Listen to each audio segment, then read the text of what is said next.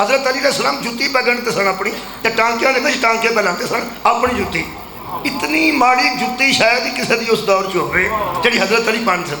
حضرت ابن عباس نے پوچھا یا علی یہ جتی کنے کو دی ہوئے گی؟ حضرت نے فرمایا میری تے جتی ہے تو صاحب لا کنے دی ہو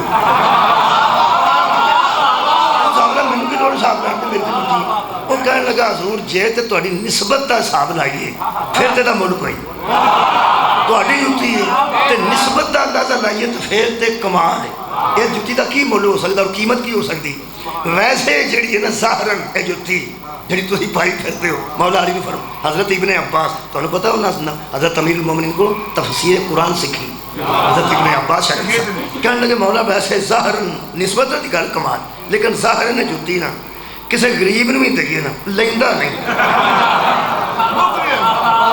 مفت نہیں لیندا مفت دئیے نا کسی نے پا لے تو میں دا کی پاؤں جدوں انہوں نے گل کر لی نا فرمایا اتنی بے قیمت ہے. کہنے لگا جی ویسے قیمت فرمایا وہ چھڈ نسبت میں چھڈ ویسے کہنے لگا ویسے دے ظاہراً ایک دی ککھ بھی نہیں یہ اتنی بے قیمت ہے تیری عزت و صدقے.